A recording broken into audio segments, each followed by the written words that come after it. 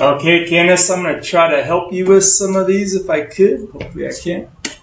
But again, it looks like you're trying to find the y-intercept and the x-intercept for those first ones. So let me try to show you what to do on those first ones there. You need to know that for the x-intercept, for any line, you know half of the coordinate automatically. For the y-intercept, you always know half the coordinate automatically. And you need to know what that means. A y-intercept is where a line is touching the y-axis, and an x-intercept is where it's touching the x-axis. So any line where it's touching the up and down y-axis, that's the y-intercept. Any line where it touches the x-axis, that's called the x-intercept. Knowing that parts of a coordinate system, this is x, this is y. Where your line touches the y-axis, the y-intercept. Where it touches the x line, the x-intercept. But what you need to memorize is this. For the x-intercept, where you touch that x-axis, y always 0. Memorize that. For the y-intercept, x is always 0. Gotta think opposite. So no matter where a line touches the x-axis, the y-coordinate's always 0. No matter where a line touches the y-axis, x is always 0. So you take that equation that they're giving you, and to find the x-intercept, you're going to plug that red 0 right here for y and do the math and solve for x. To find the y-intercept, you're going to go to that same equation and plug in the 0 for the x and solve for the y. So here we go. For that x-intercept, replace that y with 0. So I have x minus, and I put that 0 right here, and I have equal to 12. That tells me x equals 12. Take that 12, put it right there. That coordinate 12, 0 is the x-intercept. Do the same for the y-intercept, but instead of plugging in 0 for y, this is harder. You're going to plug in 0 for x and then solve for negative y, which is a little more difficult. So that goes away and leaves you negative y. That is negative 1 right there. So the opposite of timesing negative 1 times y is dividing both sides by negative 1. That gives you y is negative 12. So you take that y number, that's where you're at.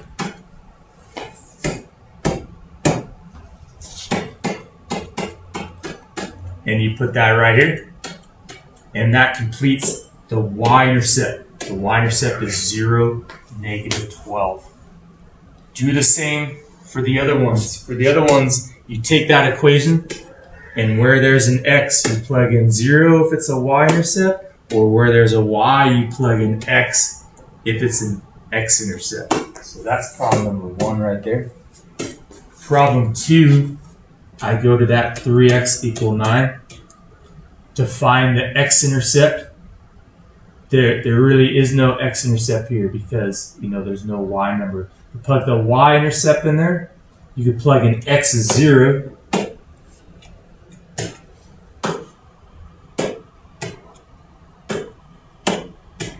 And then that gives you 9. So you got to see on one of these, this line is a little bit different. This is the line really x equal 3. If you divide that equation both sides by 3 to solve for x. So for a single variable equation like this, it really, for these, doesn't have a y-intercept because a vertical line like x equal 3 is a point on the x-axis at 3 and a vertical line going through it. That's the line x equals 3.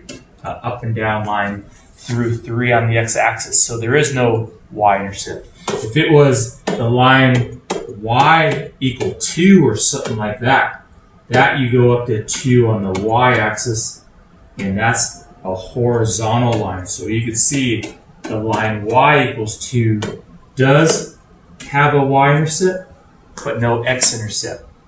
So this problem, x equal 3, the one we just did, it has a x-intercept right there. That's the coordinate 3, 0.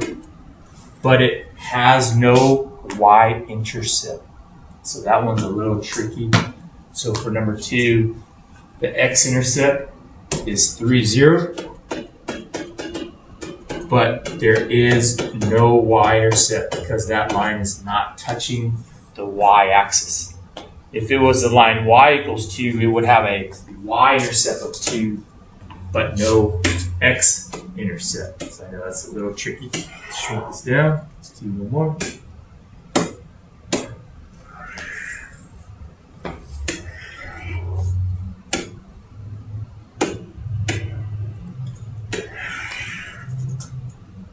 All right, the last one, 2y equal x minus 6.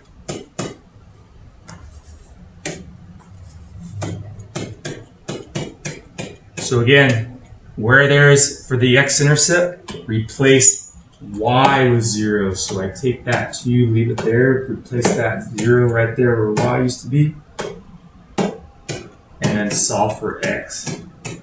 So that gives you this. You would have to add 6 to both sides right there. And that's going to be right.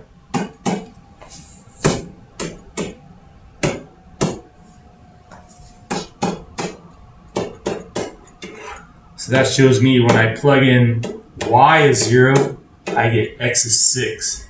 So again, that coordinate where you put y is 0, the 6th number goes right there. So for number 3, this is the x-intercept, where y is always 0.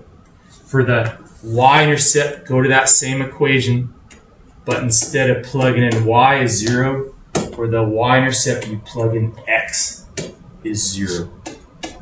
So that goes away, and I solve for y right there. Divide by 2.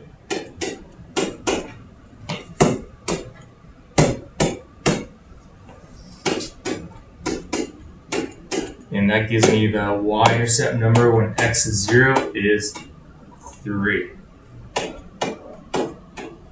And again, you can see for that y-intercept that x was 0, but y is 3 when I plugged it in. For the x-intercept, when y was 0, x was 6. So know that. And then for number 1, remember, for number 1, know those intercepts. X-intercept for number 1, 12, 0. Y-intercept for number 1, 0, negative 12. All right, the next problems are having you write those in slope-intercept forms. Let me try to show you a couple here.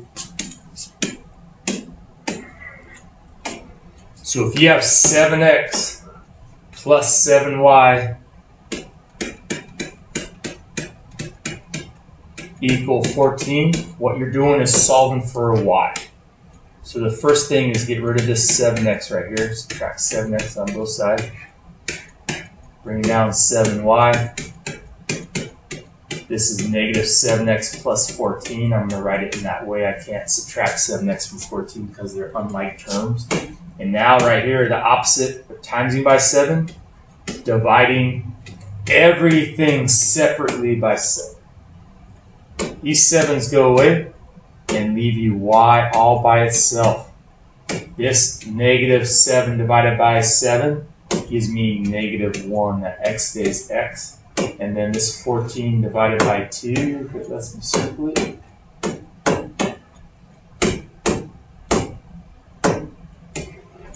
That gives me plus 2. So that equation, slope-intercept form, is y equals negative x plus 2. If I solve that other one, x minus 4 equals y. Oops, I'm sorry, negative y. Again, slope-intercept form is when y is all by itself and positive. This is close. It's y all by itself, but it's negative y. So I'm going to flip it around and show you what to do. This is really negative 1 times y right there. So I'm going to divide everything by negative 1. That makes the y nice and positive, what I want. That imaginary 1 right there divided by that negative 1 makes that negative 1x. That negative 4 divided by another negative 1 right there. That gives me plus 4. So that equation is y equals negative x plus 4. And then the last one, I got 2 equals 3x minus y. Solve for y. I'm going to flip this around. Looks a little more familiar. You can always flip equations around before you solve them. Take away 3x. Bring down negative y. Don't subtract or add negative 3x and 2. Those are unlike terms. This is negative 1y. So the opposite is dividing by negative 1. Everything by negative 1. These go away. That gives me y by itself equals positive 3x. And then that 2 divided by negative 1 minus 2.